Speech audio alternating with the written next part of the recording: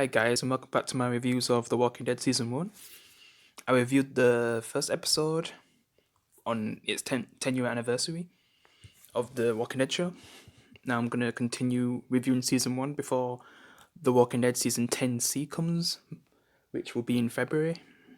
Yeah, so man, can't wait to see, Negan's backstory, but yeah, I'm just going to focus on this review. Alright, so in this episode we meet Andrea, T-Dog, Merle, I think it's Merle, yeah. And there's like two other characters, like Morales and that woman. Yeah, I kind of forget her name now because she wasn't really around for long. Morales, like I only remember him because how fans just wanted Morales to come back.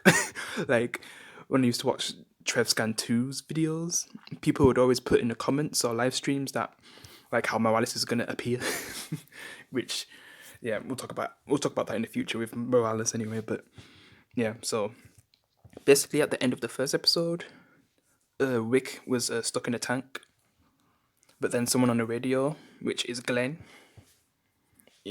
radio calls him, "Hey dumbass, hey you in the tank," calls he in there. Yeah, remember that? Yeah, that scene is just so memorable because I've watched the season so many times. Well, I'd say up to season 6, from 1 to 6. Like I've watched them over and over. Yeah, I feel like when it gets to like 7, 8, like it's kind of hard to, because the more seasons they are, like the harder it is to watch all of them all over again. Because I used to watch this show every year, but I feel like after season 6 I started to stop doing that. Yeah, I kind of slowed down. I couldn't really watch every season again. It's always up to season 5 or 6. Yeah, sometimes 7. It's just when I got to 7 and 8, like yeah, like there was a lot of episodes at that point, so it's kind of hard to rewatch the entire series. But yeah, focus on the story. So basically, Glenn kind of tells him away how he can get out of the situation because like he's gonna be waiting at a gate, and then he's gonna tell him the path that he can take to get to the gate. And Rick has to fight a few of the walkers to get there. Then he meets him at the gate, and then he hitting Glenn. Yeah, and then he takes him to the rooftop. Also, the noise that he made, well, basically with the horse and everything, that kind of made Glenn and his group stuck, and it kind of drew all these walkers here from the horse getting killed and just attracting a lot of walkers basically. Yeah, I'm surprised. I'm surprised it has nothing to do with that helicopter too. Yeah, but what drove by. I should have said flew by. Yeah, I should have said that. Yeah, but yeah, basically, when he gets inside, Andrew just has him at gunpoint. Blaming Whit Grimes for getting him in the situation. Yeah, we also meet T-Dog and others as well. You can all tell that they're scared. Andrea's saying we're screwed, we're gonna die here, stuff like that. But I don't blame him, man. Also, Glenn kind of says that, normally, Glenn's kind of someone who just scouts for food by himself, but for once, I guess he took a crew with him, but, Vince kind of went one with a crew. Because normally, like, he just goes in and out, but this time, Vince went one. Even though it's mainly because of Rick Grimes and the horse. I guess you could blame the horse when he got surrounded and stuff. But they kind of figure out a way to get out this place. But before they figure out a way to get out, like that's when we're gonna meet Mel now. Yeah, Mel. Oh my god, the most likable racist ever in a TV show.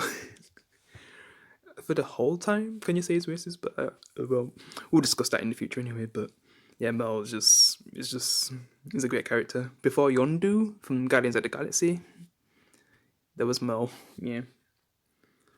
We see a lot more of him in season 3, but season 1, yeah, he had a lasting impression when we first meet him. Second, then he said depression, lol. Yeah, sorry, I'm just a bit rusty because I haven't done reviews for a little bit, but I'll get back in the groove. Yeah, but yeah, basically officer friendly.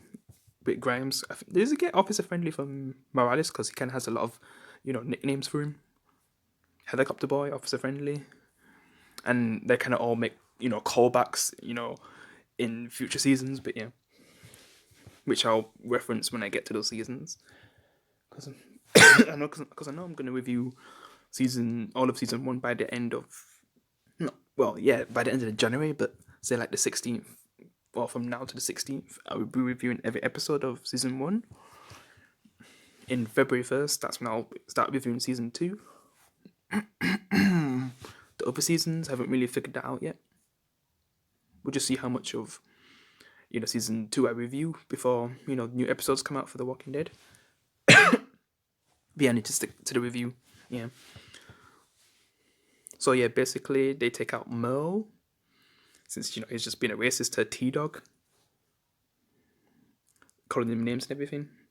And Rick just says to him that we should be, try to be together, not apart. I feel like I kind of said the quote one, but yeah, just Rick. That's why it gets called officer friendly. Because at this point in time, like, there shouldn't really be racism or stuff like that, especially in a situation where they're just surrounded by things that just want to kill them. So he's just trying to, keep the group together, even though Andrea kind of is mad at him for, getting him in this situation, but they're just trying to work things out. But someone in their group kind of knows the layout of the area and, finds something that they can go down. But then, Glenn, who's always the one who has to do the dangerous thing first, like go down things. Like, that's kind of like a trend, what to do with Glenn. Like, he's always the one who has to do the most dangerous thing, like going down somewhere. Same in season 2, which, we'll get to that in the future. He's always the odd man out. But then he wants Morales to have his back, and I guess the others, well, Andrea and Rick to be on a lower level, just in case they, the walkers break through, so they can be warned. I can't remember the other woman's role, but maybe signal, when something bad's gonna happen. But yeah, so they do find something, but because they do find a body, and then like I guess they decide to think of a plan to cut up the body and basically put its guts all over, Glenn and Rick. That's kind of their plan to go outside and get to the vehicle, while the others, watch from the rooftop as they're walking in, with all this blood on them, which it kind of makes the walkers, because if they smell that dead scent, then it's not really gonna make them hostile to the walkers. They're not gonna want to eat them. Because if they smell normal, the walkers are just gonna attack them straight away. And it's kind of funny when Glenn pretends to be a walker with that noise he makes, like no, it's just so funny every time when that walker's looking at him, which you can see at the bottom left. Yeah, that's a funny scene. But eventually, as they're getting closer, it starts to rain, and that kind of makes some trouble for him because the smell is kind of fading from the rain, so they have to hurry. And then the walkers start attacking them, which gets one in the head, which you can see on the right, well, bottom right. Yep. And they do make it to the van, but then because they do get out of the city with the van, but then like the others think like they're leaving them behind, where they actually, well, Glenn, he gets a other vehicle, a sports vehicle. It's like a Mustang or something. Which that same Mustang is actually in Breaking Bad.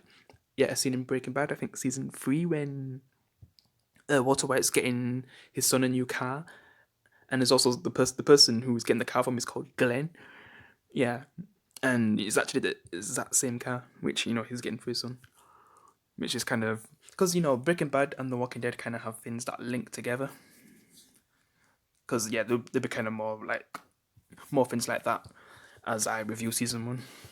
That seemed like The Walking Dead and Breaking Bad are in the same universe for some reason, but probably just references, and it's both AMC, so yeah, which is cool. That was something cool about season 1 with the references. But yeah, basically, I forgot to say that Wick chained up Merle with his handcuffs since he had some pair of handcuffs, but then he took the key. Well, he did give the key to Glenn. Well, not Glenn, sorry. T-Dog. I guess he trusted him more, since he was the one who was getting. But then, said the one who was just getting beat up by Merle, I wouldn't really give him the key, even though I guess he did have the right to choose what he does with Merle, to let him go or just leave him.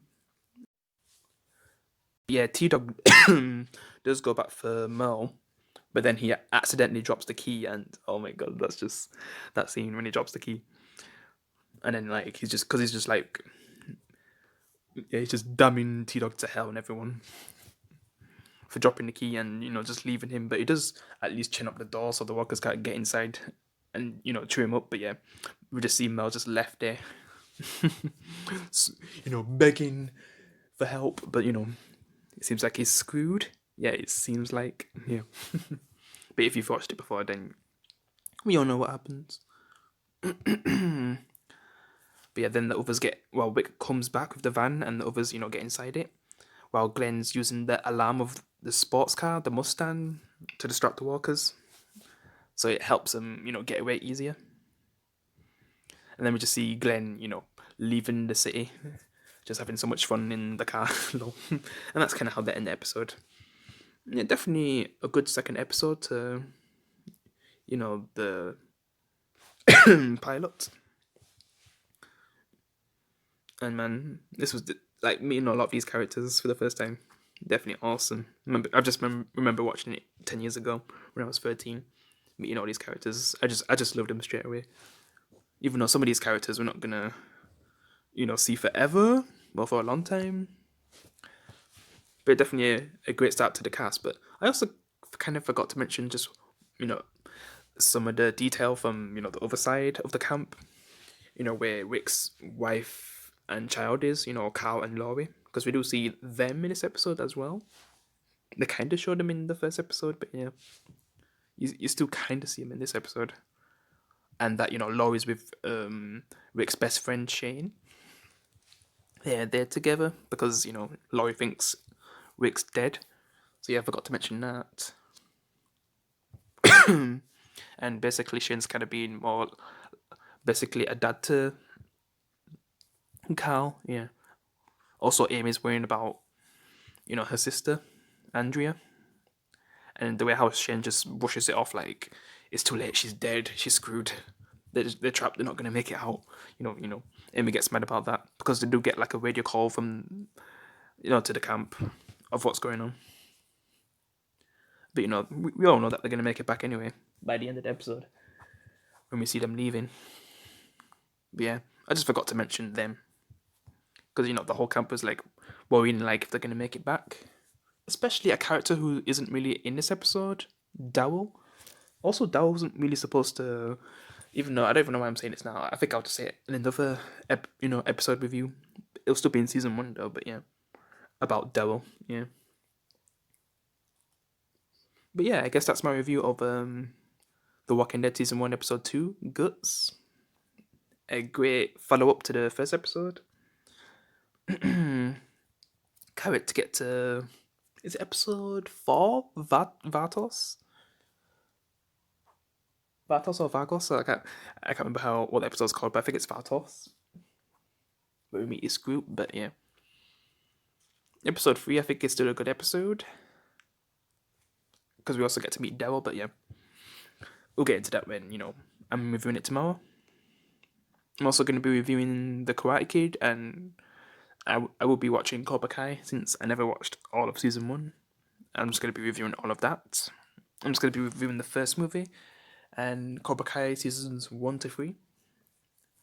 I don't know how long it would take me to, review all of Cobra Kai, but yeah. But yeah, that's it for my review. Hope you enjoyed it. I'll see you in the next one. Peace.